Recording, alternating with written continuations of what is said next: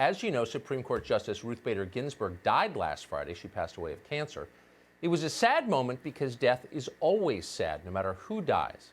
Death is coming for all of us someday. For that reason, we ought to mark a person's passing with a bow of respect. Take a moment for humility and perspective. Meditate on the fragility of our own lives and the lives of those we love. Remember that death is the one thing that unites every human being. No matter how powerful we imagine we are, at some point, we will be gone, all of us. In our case, we almost never agreed with Justice Ginsburg's decisions, but on Friday night's show, we did our best to show some reverence, because that's the right thing to do. The left, by contrast, made no attempt at all. Prominent progressives immediately descended into hysteria and rage, unbridled rage. They told us that Ruth Bader Ginsburg's death was more than sad. They said it was a national crisis that imperiled this country's freedoms. Ruth Bader Ginsburg, they told us, single-handedly kept America from descending into fascism and tyranny. Now that she's gone, only her words can keep us safe. That's an odd claim if you think about it. This is supposed to be a democracy. No one ever voted for Ruth Bader Ginsburg. No matter how much you liked her or agreed with her, she was, in the end, a single judge in a country of 350 million people. She was not God. Yet, according to the left, Ginsburg was all we had. We must obey her dying words as if they were a religious text. Her final wish supersedes our founding documents. What would Ruth Bader Ginsburg do? We must ask ourselves that and then do it. Watch. As a nation, we should heed her final call to us, not as a personal service to her, but as a service to the country, our country, at a crossroads. Honor her last words that she not be replaced until a new president is installed. She said, "My most fervent wish is that I will not be replaced until a new president is installed." We believe that. Her fervent wish is that the next president pick. That was the last thing she said to the public. We know who this man is. We know who this man is. This is a man who does not care about a dying woman's final wish, clearly. So turn down the volume and consider for a moment the reasoning here, the argument that they're making. Nothing is more important than our Constitution. That Constitution is in grave jeopardy. That's why we must substitute an 87-year-old woman's final wish for the constitutionally prescribed process for filling a Supreme Court seat. That's what they're arguing. Got that? Pretty amusing. Keep in mind, we don't really know actually what Ruth Bader Ginsburg's final words were. Did she really leave this world fretting about a presidential election? We don't believe that for a second. If it were true, it would be pathetic, because life is bigger than politics. Even this year, we wouldn't wish final words that small on anyone. So we're going to, again, choose to believe that Ruth Bader Ginsburg didn't really say that in real life, she was thinking at the end about her family and where she might be going next. Human concerns, not partisan ones. But in practical terms, it's irrelevant what she said. Ruth Bader Ginsburg doesn't get to pick her replacement from her deathbed. That's not how it works. We have a Constitution we're supposed to be defending, remember? And that's the whole point of the Constitution. If Justice Scalia had said something like that, nobody would have cared. We would have been embarrassed for him. Thankfully, he didn't say that. On some level, Democrats know all this. All this talk about Ginsburg's dying wish is ridiculous and insulting to all of us and our country. And they'll stop soon. Democrats have an alternative argument at the ready, and that's one they've been honing all year. It goes like this: do what we want or we will hurt you. That's the real argument they're making. Reza Aslan, a longtime CNN employee, wrote this in the hours after Ginsburg died. Quote, "If they even try to replace RBG, we burn the entire effing thing down." That effing thing being our country that we built. On Friday night, another Democrat tweeted instructions for how to begin that process. Quote, "We're now walking to Mitch McConnell's house to protest." More than 120,000 people liked that post, shockingly. The follow-up came a few minutes later. Quote, "His house is entirely dark, significant police presence out front.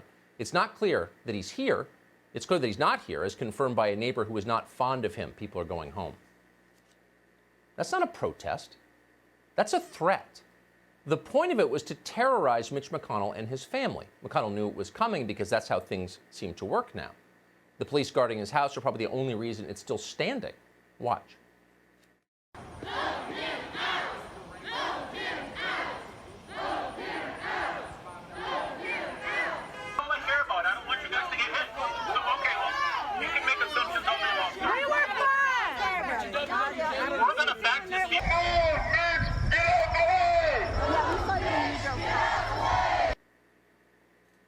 We shouldn't be surprised by that. It was just last year that another group of Democrats gathered outside Mitch McConnell's home chanting death threats.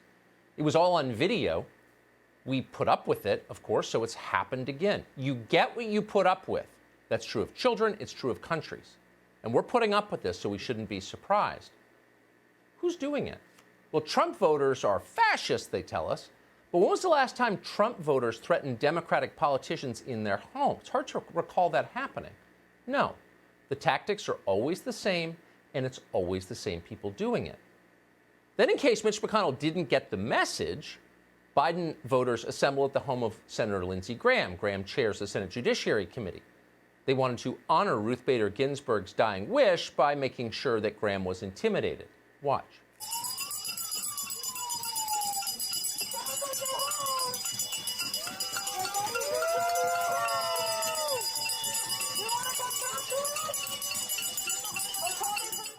These aren't spontaneous demonstrations. No, of course not. They're organized on social media, and they're happening for a reason.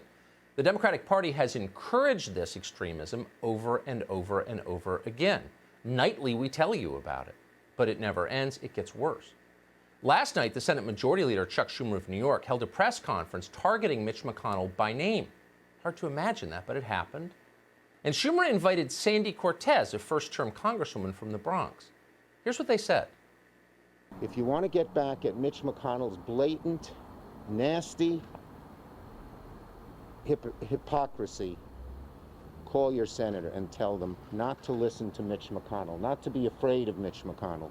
And to Mitch McConnell, we need to tell him that he is playing with fire. We need to tell him that he is playing with fire. Really? That's a threat. And on Instagram, Sandy Cortez, America's most pampered revolutionary, went ahead and suggested that Democrats go further, maybe even embrace violence. Watch.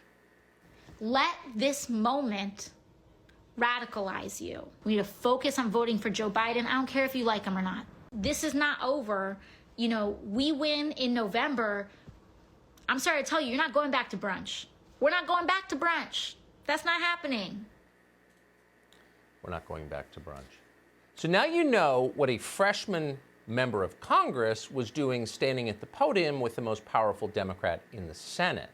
Why would he choose Sandy Cortez? Well, because Sandy Cortez doesn't simply represent a congressional district. She doesn't do that very well. No, her real role is as commander of the youth wing of the Democratic Party, the direct action wing, the thugs who have spent the last 3.5 months burning and destroying, in some cases killing, on behalf, effectively, of the Joe Biden for President campaign. Cortez and her followers use these tactics for one simple reason. You know why? Because they work. This summer, a bar owner in Omaha called Jake Gardner was attacked during a BLM riot there. A man called James Spurlock jumped on Gardner's back and put him in a chokehold. Gardner shot Spurlock in order to save his own life. It was clearly self-defense, and that's what prosecutors concluded. But then Biden voters took direct action. They took to the streets. What does that mean exactly? Well, in this case, it means they gathered outside the home of Douglas County Attorney Don Klein, and they threatened him. Their presence was a threat. And guess what? It worked. Last week, Gardner was charged with manslaughter. This weekend, Gardner killed himself. See how that works? Do you want to live in a country like that? Megan Hunt does. Megan Hunt is a state senator from Omaha. She is glad Jake Gardner is dead. Megan Hunt congratulated the mob on Twitter for pushing Jake Gardner to suicide. Hunt encouraged them to do it to others. As Hunt wrote on Twitter, and we're quoting, Jake Gardner is gone, but the white supremacist attitudes that emboldened him are still with us today, end quote. In other words, you know what to do. This should terrify you. Democratic leaders have decided that everything is allowed in pursuit of power. Nothing is off limits. Give us what we want, or we will hurt you. In terms Nancy Pelosi can understand, that means maybe another impeachment. Some have mentioned the possibility, if they try to push through a nominee in a lame duck session, that you and the House could move to impeach President Trump or Attorney General Barr as a way of stalling and preventing the Senate from acting on this nomination. Well, we have our options. We have arrows in our quiver that I'm not about to discuss right now. Oh, impeach the president for what? For following the Constitution's letter, for doing what the Constitution tells presidents to do when there's a Supreme Court vacancy.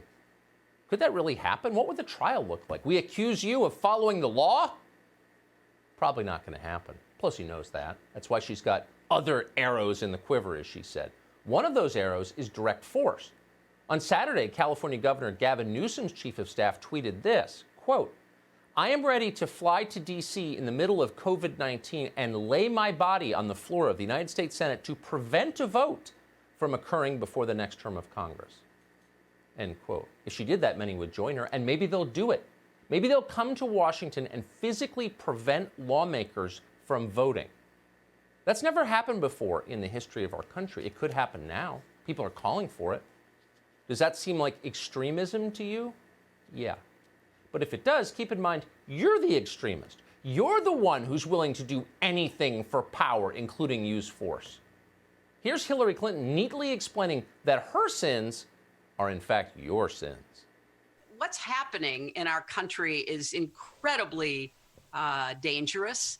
Our institutions are being basically undermined by the lust for power for personal gain in the case of the president, or power for institutional gain in the case of Mitch McConnell. Okay, so if you're following at home, just want to be clear on how this works. Democrats are so worried about your attempts to undermine our institutions that they, in the end, may have to burn those institutions down. Sorry, your extremism did it.